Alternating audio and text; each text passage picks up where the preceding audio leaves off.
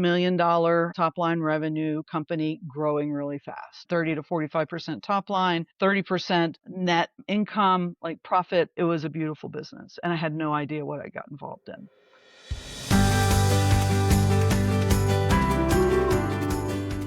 Welcome back to Life from Within. I'm your host, Kelly Dwyer. Today's conversation is with Beck Sydow. It's honest, grounded, and surprisingly tender. In this episode, Beck shares the story of joining Sticker Giant as Chief Operating Officer, what it was like to ride unicorn growth into the pandemic, and navigate the reality of a private equity acquisition as the company's CEO. They talk about what it all demanded and what it brought to the surface. We also talk about effort-based burnout versus values misalignment burnout, the heartbreak that's involved in leadership, and what it really takes to recover your sense of self after a chapter ends. If you've ever felt spun around by a transition, I think you'll feel seen here. Okay, let's dive in. Today we have here Beck Sydow. Beck works with leaders who are brilliant, overlooked, and tired of losing themselves under pressure. They're a business geek with Buddhist roots, and they help founders and senior leaders spot fear in real time, steady their nervous system, and come back to clarity when it matters most.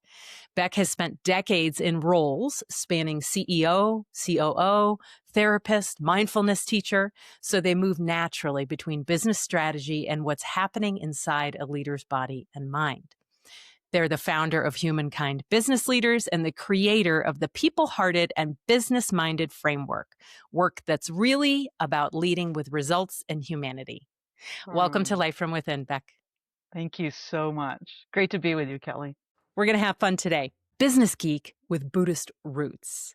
Yes. Tell us a little bit about the Buddhist roots. Where did that come from? What was happening in your life when that came onto your path? I was a corporate executive. I had had 2 runs in corporate leadership. I was at UPS for a package for 13 years and UPS Freight on the freight side for about 6.5 years. So about 20 years combined. And I made it a couple of times. I tell the longer story around I'm dyslexic, and I really felt like my biggest fear was that I wouldn't make it in the world, right? Because I was a kid in the 60s and 70s, and I just thought maybe I didn't have what it took to be really successful, have a great life. And so I did that at UPS package. And then I left, and then I landed in transportation again at UPS Freight, and I had made it again. Like I had achieved something in my life twice that I thought wasn't possible. I had a great job. I owned a home.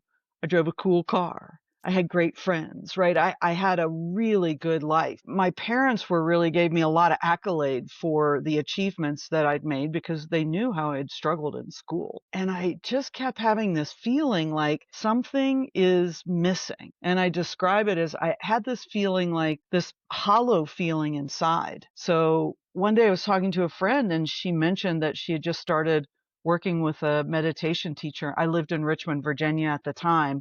And I just was like, oh my God, like there's a meditation teacher in Richmond, Virginia, like where, how? So as soon as I could get a meeting with this teacher, I started working with her, and I started having experiences working with her of what it feels like to be in my body. I started learning how to quiet my mind, not just so I have a quiet mind, but so my heart could open. So I was having all these experiences of a full and rich human experience that changed everything. That set me on a course that really changed my life in lots of ways. And talking to you today, I am forever grateful for that early beginning and then the opportunity to build practices myself that now are unique, and they come from the experiences I've had around being a business leader. And so I created these practices that are very directly related to being in the business world as a human being. Learning the meditation and working with that teacher, did that start to fill the hollow feeling you had? It did. And it pretty quickly explained what that feeling was, right? Now, the feeling wasn't like the feeling went away. I mean, we call it practice for a reason. You do things over and over again to sort of find that lasting way that I say it's when the practice shows up for you, it finds you when you're not even practicing. So I studied with her for 6.5 years. Truly, that informed a really big decision I made to move to Boulder, Colorado, and get a second master's degree in contemplative psychotherapy. So this idea of how mindfulness practiced in certain ways can really help us live this life that is beyond this collecting things and achievement. All of us business geeks, right? That's why I say I'm a business geek, always trying to find what the next thing is and how we can go bigger and all those things is like, well, if we can have a grounded sense inside of ourselves and where those accomplishment driven things are coming from, we start to have some different experience. I love what you said, that phrase, the practice shows up for us when we're not practicing. And I Yeah, love that because yeah, that's the gold, right? right. You do the practice so that when you're in the midst of daily life, all of a sudden you find yourself responding in a different way, a new way, a less reactive way. That's right. Yes. Right? In moments, right? Yes. Yes. Well, and part of my story too is I've followed lots of different teachers and studied lots of different ways around meditation. And I remember the first time I remember how it felt. I can't remember what teacher it was, referred to someone as well practiced. And just think about that for a second. That was in a meditation hall speaking about the seated formal practice of meditation, someone well practiced. And if we had practices that we could say we're well practiced at, being able to stay in a moment that's very intense, be able to be grounded, be able to come back and find, our center. Oh, wow. What would change for our experiences? What would change in our stories if we were able to practice enough that when we're not practicing, the practice shows up in these really beautiful ways that it just came through me kind of experience? Personally, I've been working on staying more grounded in amidst conflict, even just Yes. daily misunderstandings or arguments or what have you.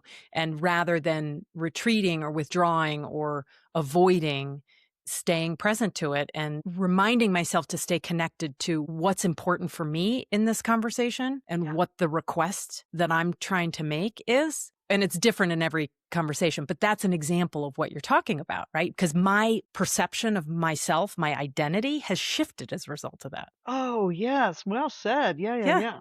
And you could say, how could it not be? How could we not be informed differently by actually turning our attention inwardly and saying, well, what's really going on here? And then how can that inform this situation between me and another human being? Let's dive into your story. You've had a long career. You call yourself a business geek, right? We're going to zoom in on your time at Sticker Giant and then after that. You joined Sticker Giant as COO, is that right? I did. Yeah. Okay. I'd been laid off from a tech company that I was at for 5 years prior. So just sort of setting the scene.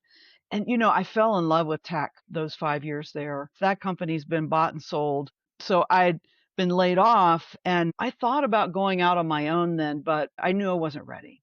So I started networking. It was 2016 and there were no jobs I was interested in. So I was applying for some things and I thought, okay, it's probably true what people say about networking. So I network like an MFer. I went after it. I would take a meeting with anybody. I would drive anywhere to meet with someone just to get to know other business people. And then at the end of that, I would say to them, anybody else in your network that you think would be interesting for me to meet? Classic networking stuff. I should have counted how many meetings I got during a little over a year, a month, and a day till when I started at Sticker Giant. From when I got laid off Okay. until I started at Sticker Giant. A year, a month, and a day. I love that. And I think it's probably more common than people want to talk about because I think people think a job search takes 4 months. It Oh, doesn't. It doesn't. yeah. It often Yeah. takes a lot longer than that. Networking was a big part of how I ended up at Sticker Giant. There were two people in my network that knew the owner, and I had sent a resume and they had been using a recruiter. It was all these things. It was an 8-month process. If not for networking, I probably wouldn't have gotten the job. But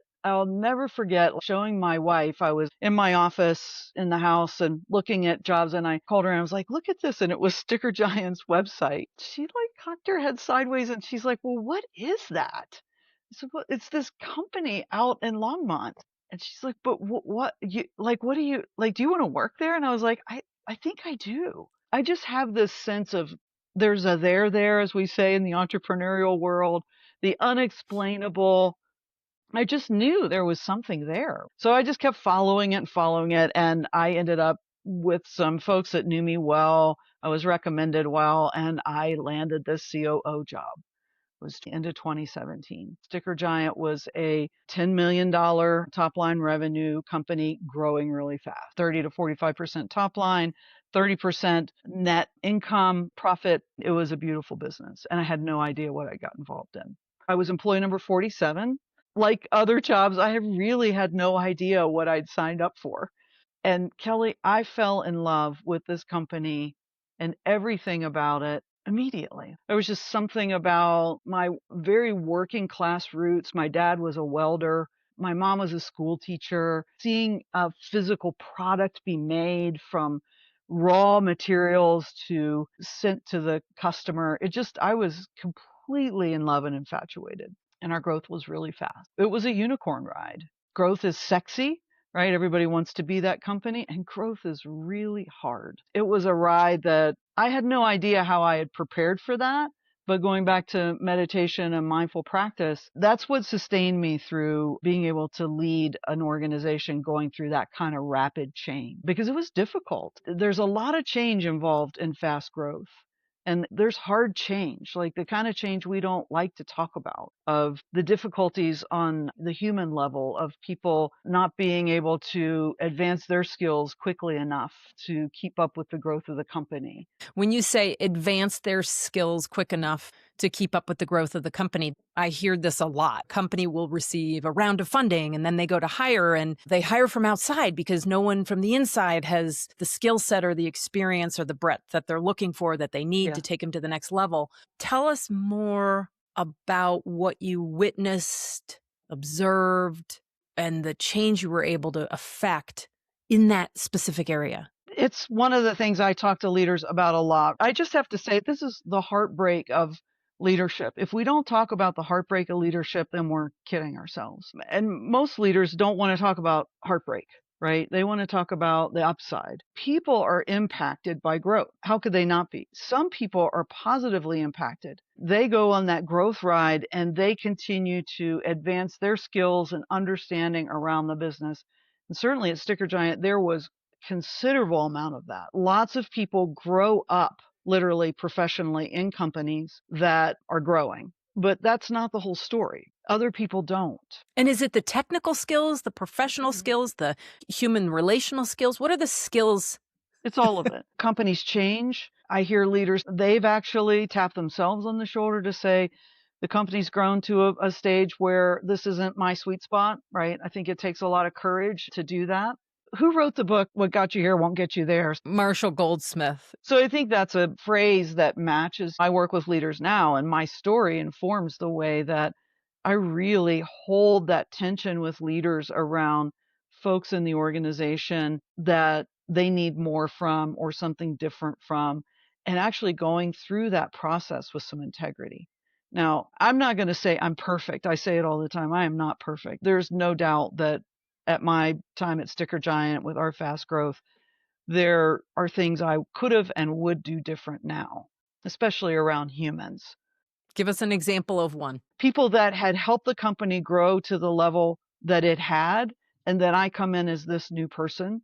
The idea there was probably in lots of people's minds that I was going to really shake things up. And I'd heard people say I was going to bring all my own people in. And there's fear, right? I took my time to figure out like what's what and who's got what skills and where are we going. And yeah, I had to come to endings with people that had been in the business since the early days. And I didn't know these people really well when I first started. So getting to know people, getting to know their stories, getting to know what matters to them, creating and attempting to create human connection. But when you tell someone you can tell that they're struggling, it starts a process of honesty that they probably haven't had in the past, really. When you tell someone that you can tell that they're struggling, so Right. you open the door to the conversation about the struggle. That's right.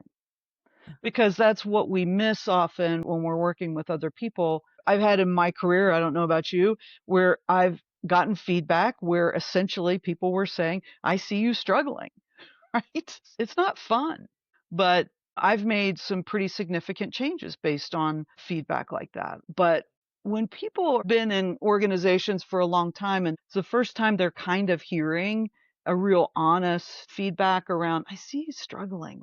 And to do that with some humanity rather than like, look, this just isn't working out and I'm the new person and hey, you had a good run. We're going to give you a soft place to land. All that kind of crazy way that we try to make that situation feel better to us. It never feels good on the other. I don't care how much of a soft landing you give to people or how kind and clear you are at that meeting where you're saying we've come to an end. So I've learned through my own experience that if I don't let my own heart break first around a human being and that their livelihood is connected to what we're talking about, often their identity is connected. My identity was really connected to Sticker Giant and was my turn to say, okay, this is the place where I'm struggling. I just tell people all the time that are leaders, if you don't let your heart break, you will let people come to their ending and you'll communicate that in a way that is cold and you get the job done. But I don't know that I've been able ever to, probably in the last many decades, let someone go without reminding myself before that meeting, I'm taking someone's livelihood. I'm radically impacting someone's identity. And I Mhm. know this is the right thing to do. And this is really hard for everybody. Mhm. That was one of the things that was difficult, and I wasn't blind to that when I took the role, but to go through that process is a whole nother to know it here. So having practices to quiet my mind, to be able to let my heart feel the sense of what this is and what this means to people and the process I've gone through when I've been laid off a couple times, right? I worked for a company that ran out of money. That was Yeah. another kind of ending. I laugh. I had that same experience. Yeah, and letting my own coming to endings Yeah. soften me. And I'm not going to say like I've been perfect in every sort of meaning I've need to have like that or process that I've gone through.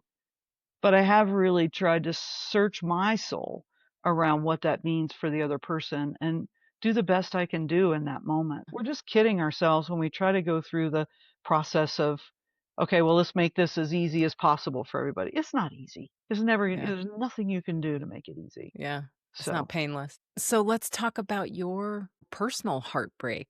started the end of 2017, 2018, really getting my feet in the organization, understanding the business, learning a lot, making changes strategically as possible. 2019 was an amazing year. We were doing really, really well as a company.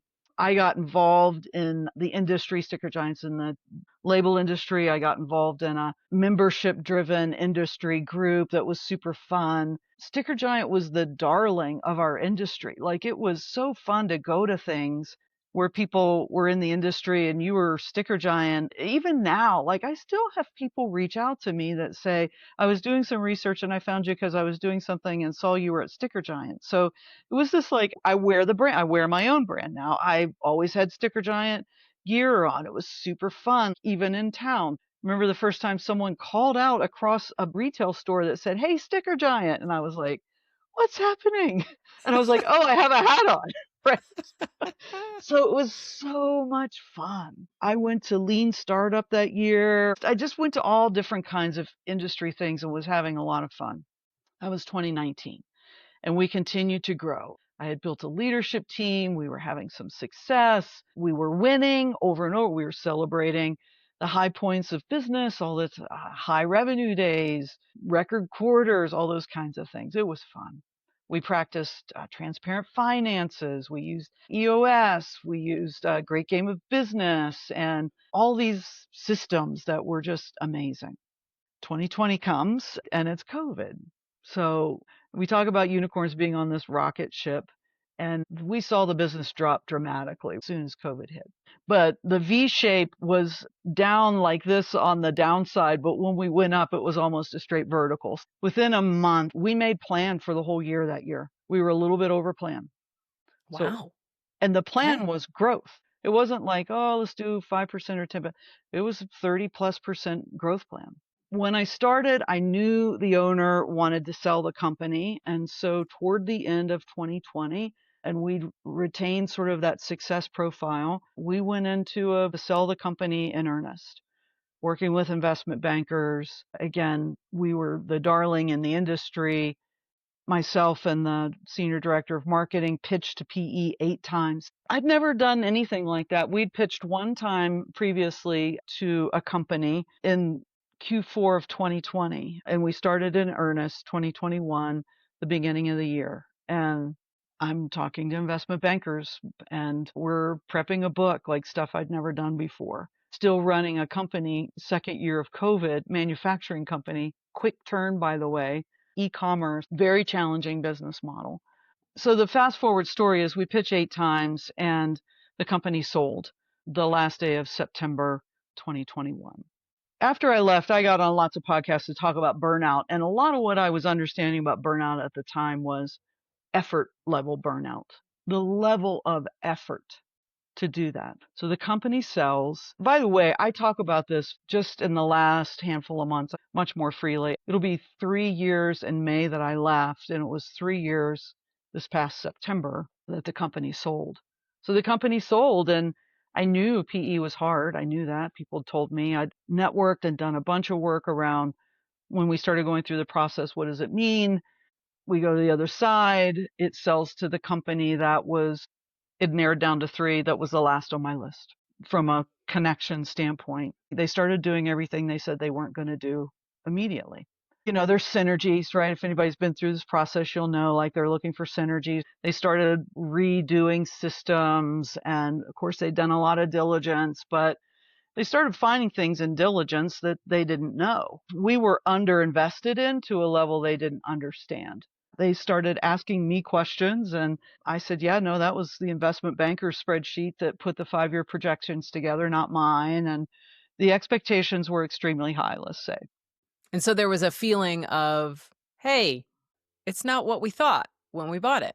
Right. And let's go. Yeah. Let's giddy up. Let's Okay. go to the moon more, right? And we know now that right in 2021 into 2022 was the peak of the market in venture as well. And then all the valuations dropped radically after that point. We just happened to get purchased in that bubble. It was really uncomfortable. We went through a budget process that couldn't get ratified. The COO came to Boulder, and basically the short story is he said, here's your budget. And my team had been working on a budget that was a stretch budget, but more realistic. And I said, hey, look, here's what I know. I just want to make sure you understand that's your budget, not mine. Let's just make sure you and I are talk about using my mindful practices, right? Like, just getting myself regulated. Your budget, not mine. And I guess the only thing left to do is for my team and I to get back to work and see what we can accomplish. So that's those country roots I have, raised by people that could do something really with literally nothing. I'm like, okay, we just need to get to work. January, we missed top line by 1 million, and so on and so on. Almost 1 million every month. I was ambitious and audacious enough to see if I could work for PE.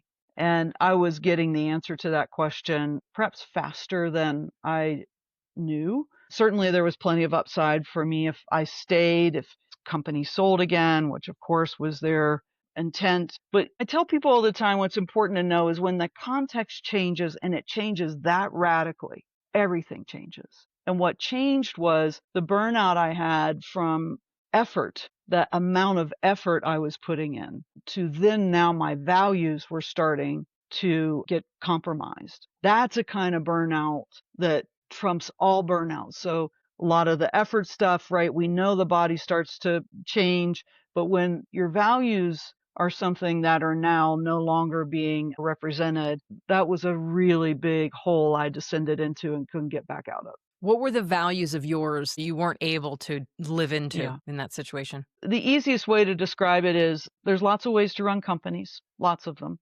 People believe in different ways to run companies. I get it. I have certain beliefs. I'm not trying to say mine are the only way. But when you run a company from behind a spreadsheet only, that's not my values. Now, do I have values that say the spreadsheet needs to make good sense? You bet. Am I interested in doing really cool things with companies that mean high growth? You bet.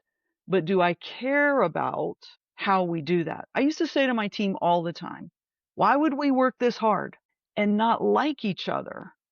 I can feel the emotion when I say it. When we get where we're going, Mm-hmm. why Mm-hmm. would we do that?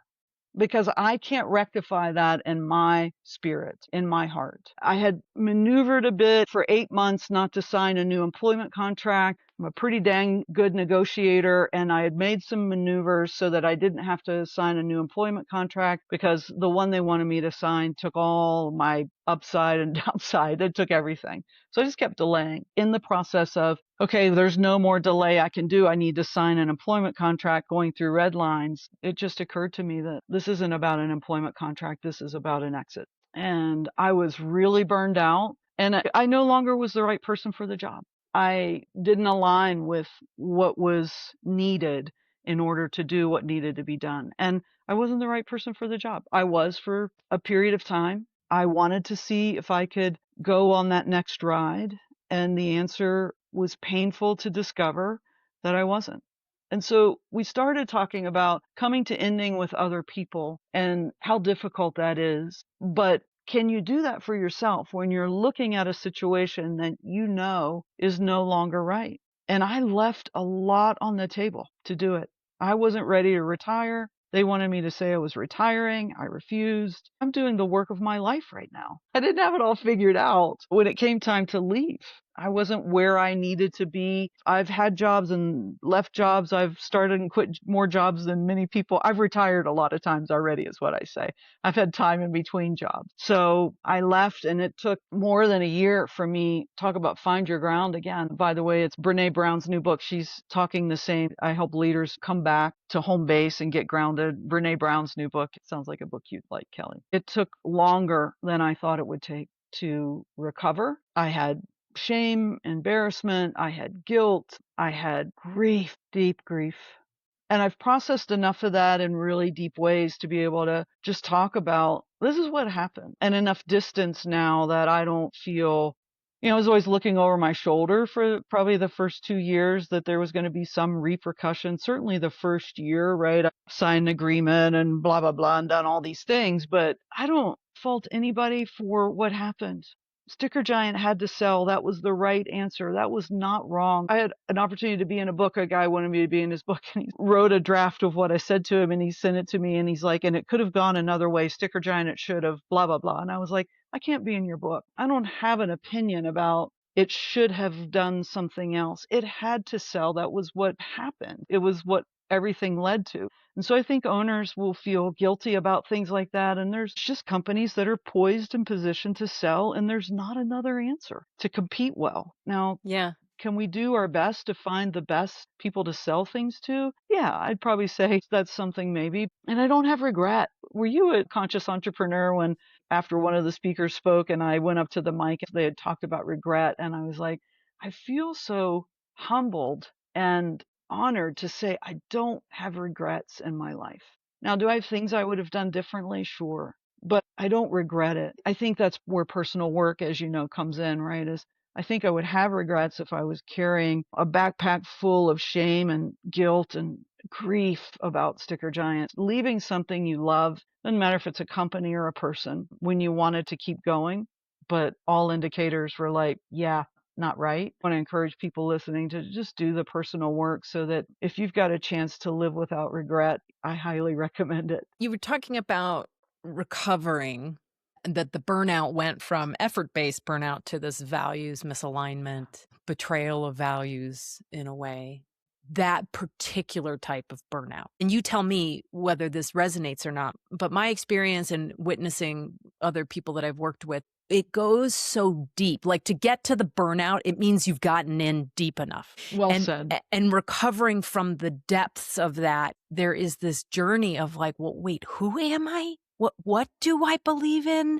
And there is a recovery of belief in yourself, of self-confidence that has to happen. And that takes time. Yeah. I talk a lot about nervous system. We get in fear and we're in fear more than we want to admit in any given moment. I say fear is a shapeshifter. Fear takes shape like overworking, overachieving. It takes all of these forms that we've learned to talk about it that we're not calling it fear. All of that's fear. We do all of that stuff because we're in fear.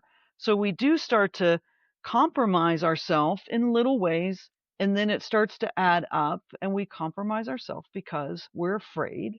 Go along to get along. Isn't that one of the things that we've said about the corporate world? It's just like, well, it's just a little bit. Like, I don't really agree with that, but but that stuff adds up. And it adds up in a way that by the time we're aware of it at a level that it's gotten to, we've lost a big connection with ourselves.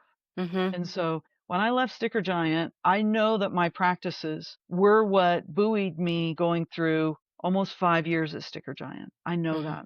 I Mm-hmm. know that what I was able to do there was informed by the practices that I have for that length of time. But then I had to remake myself. I didn't have a job to get up and go to. Folks listening, you know the deal. Like, you end at a job and like the next day, you only know what time of day it is, what meeting you were supposed to be at that time. So all of your reference points, all of your orientation becomes identified with work. And look, it's human. Most of us get the majority of our good feelings at work. Well, we spend a lot of time there. Right. And when our family's complaining that work gets the best of us, they're right, Mhm. because that's where we're giving our best. So when we start to take that back, or that happens pretty radically, it's a big transition. I think transitions are a lot of what our culture misses.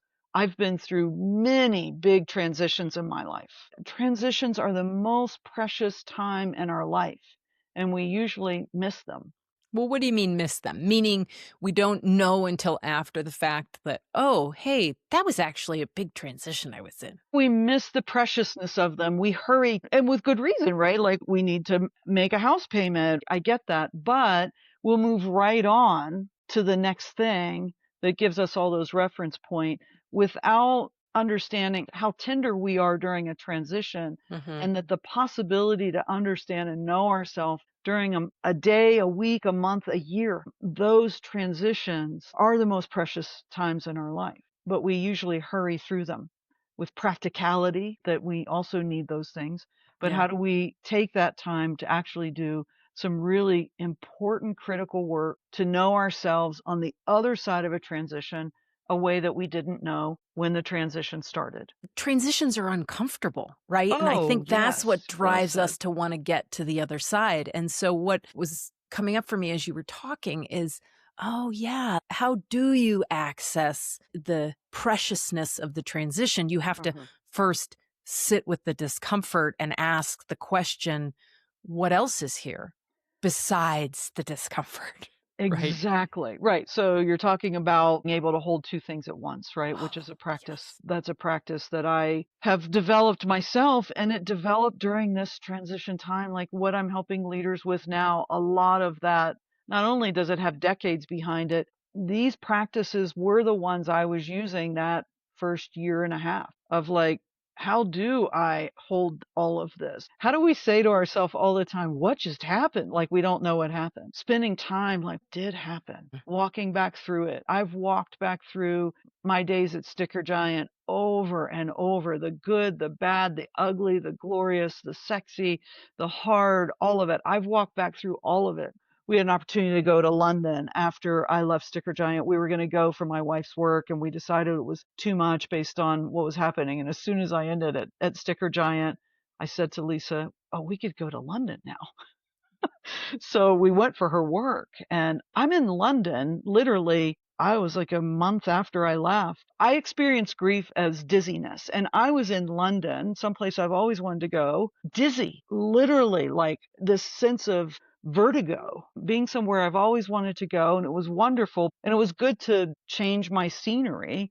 I'm grateful I could do that. But that vertigo lasted for the better part of that year. It would come and go in spurts, but those first 6 months were, I had no reference point. It was grief. Many people experience grief as a dizziness, like a lack of reference. That's interesting. That's the first time I've ever heard that, but it makes a lot of sense. It's almost like you've been spun like a top.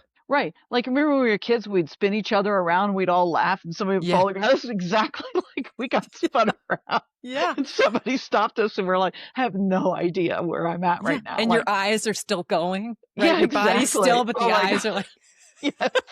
Yes. And that's why I didn't talk about all this for some time. One, I wasn't ready, and two, I wanted to talk about it. In the healing modality professions that I'm trained in, we say, "Teach from the scar, not the wound." yes. And so until that wound in me, and it was a wound, had healed enough that I can talk about it now with you to offer something to people that are listening other than my egocentric, let me tell you about my story about a bad thing that happened to me and vilify people that were involved. I'm not interested in that. I had another person want to help me tell my story, and I was like, no, I'm not vilifying anybody in my story. I participated.